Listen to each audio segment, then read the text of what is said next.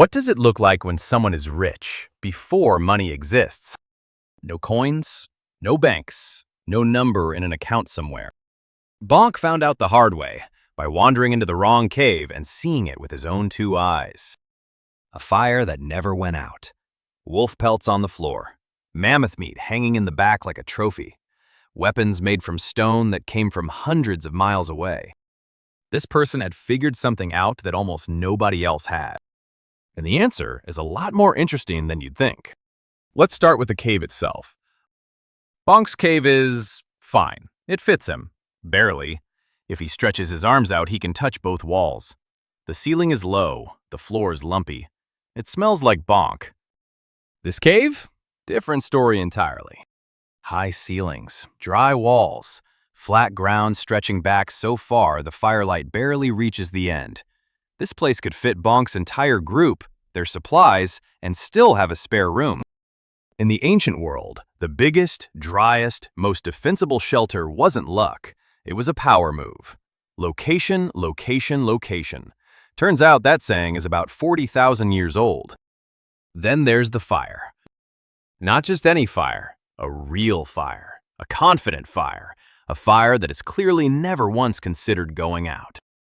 Bonk's fire at home is a different situation. It's more of an ongoing negotiation.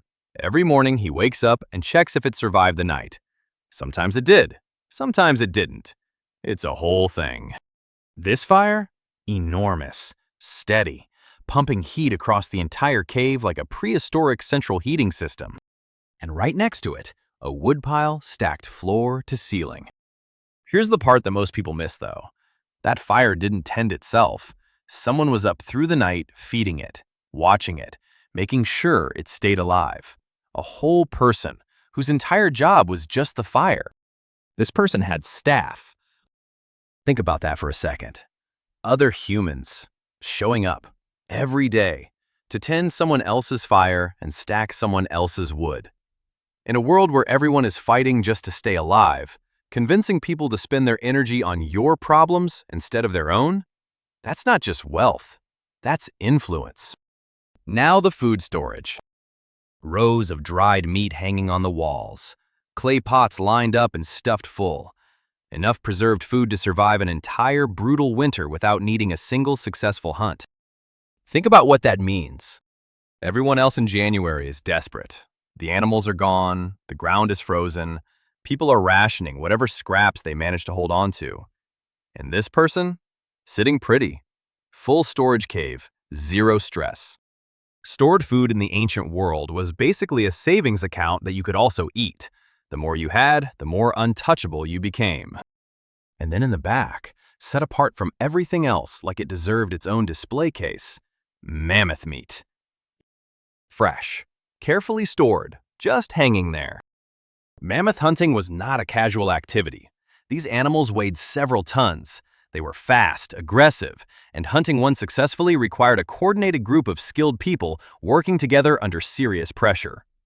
Having mammoth meat in your cave meant one of two things. Either you personally led that hunt, or you were important enough that the hunters brought their share directly to you. That meat wasn't just food. It was a trophy, a status symbol, the ancient world's equivalent of a Ferrari parked in the driveway. Next, the weapons. Lined up along the wall like they were on display in a museum. Dark, almost black. Edges so sharp they caught the firelight like broken glass. Obsidian. Obsidian is volcanic glass. It doesn't grow on trees, or anywhere near most places people actually lived. The nearest source could be hundreds of miles away. Getting it meant either making that journey yourself through genuinely dangerous territory, or having trade connections with people who did. And here's the thing, obsidian wasn't just cool looking. It was functionally superior to anything made from regular local stone. Sharper edge, cleaner cut, better in every measurable way. Owning a row of obsidian spearheads was like having the latest technology while everyone else was still on an old model. The ancient world's iPhone, except it could also kill a mammoth. Then the decorative stuff. Smooth-colored stones, carved objects, shells that came from a coastline so far away, most people in this region had never even seen the ocean. And here's why that matters more than anything else in the cave. Purely decorative objects, things that exist only to look good and signal something about the person who owns them, only appear when someone has already handled survival so completely that they have resources left over for things that serve absolutely no practical purpose. That is the definition of wealth in any era, not just having enough and then some. Status symbols didn't start with designer brands. They started here, in a cave, about 50,000 years ago. So how did one person end up with all of this?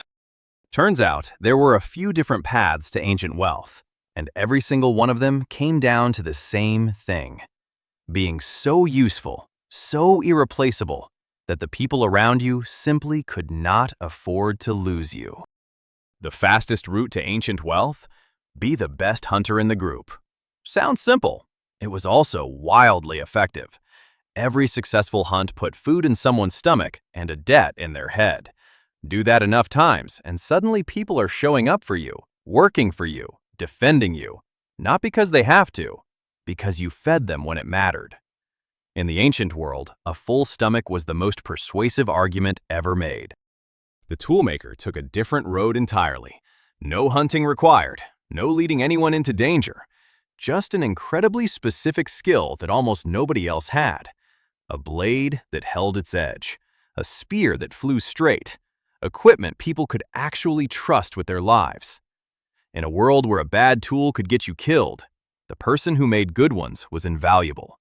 You don't need to be the hero of the hunt if you're the one who made the hero's weapon. The healer might have been the most powerful of all. Knowing which plants reduced fever, which ones closed wounds, which ones would absolutely kill you, that knowledge was priceless. And people will trade almost anything to keep someone they love alive. The healer never had to hunt, never had to fight, just had to know things nobody else knew. Then there was the trader, arguably the most interesting person in the ancient world. They went everywhere, saw everything, came back with obsidian, shells, and rare pigments that nobody locally could get their hands on. And more importantly, stories, knowledge, information about what existed beyond the horizon. Most people never left their immediate area their entire lives. The trader showed up knowing things that probably sounded impossible. Information has always been worth money, even before money existed. And then the tribe leader, the person who organized the hunt, settled the disputes, made the call when everything was falling apart. Leadership wasn't a title someone handed out. It was a function the group desperately needed. And like every other function that kept people alive, it came with serious compensation. 5 different paths, 1 destination. That cave full of pelts and mammoth meat and obsidian spearheads and a fire that never went out. Now here's the part nobody talks about. Being the richest person in the ancient world came with a catch that no modern billionaire has ever had to deal with in quite the same way. You were expected to share. Not as a kind gesture, not as a tax write-off, as a hard requirement, as the price of your entire position. Try hoarding your food while the people around you are starving. See how long your power lasts. In a world built entirely on cooperation, where everyone depends on everyone else just to make it through winter, the moment you stop giving back is the moment your influence starts quietly collapsing. The wealthy ancient human was expected to feed the group when times got hard, arm the hunters before a big chase, help the sick, step up when things got difficult, be the person everyone could count on when counting on people was all that stood between life and death. The wealth wasn't really theirs to keep. It was theirs to manage. And the second they forgot that, the loyalty walked. The workers found someone else to work for. The hunters stopped bringing their share. The whole thing came apart almost overnight. Ancient wealth wasn't protected by security systems or legal contracts. It was protected entirely by trust. Bonk took one last look around. The fire that never went out. The floor covered in wolf pelts. The winter's worth of food. The weapons from somewhere far away. The beautiful objects with no purpose except to exist and be impressive. Then he slipped back out into the cold. He walked back to his own cave. Small fire barely hanging on. One regular rock spear leaning against the wall. a patch of flattened grass on the floor that he generously called a bed. He looked at Chomp. Chomp looked back. Here's the thing, though. Everything in that cave, every single item, came from one idea. Make yourself so essential to the people around you that they genuinely cannot imagine getting by without you. Not money, not inheritance, not luck. Just being the person everyone needed when things got hard. That idea didn't die when civilization showed up. We just gave it a new wardrobe and called it something different.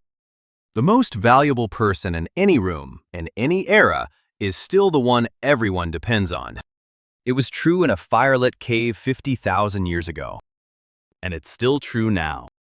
If this one got you thinking, subscribe and come explore more of human history with us.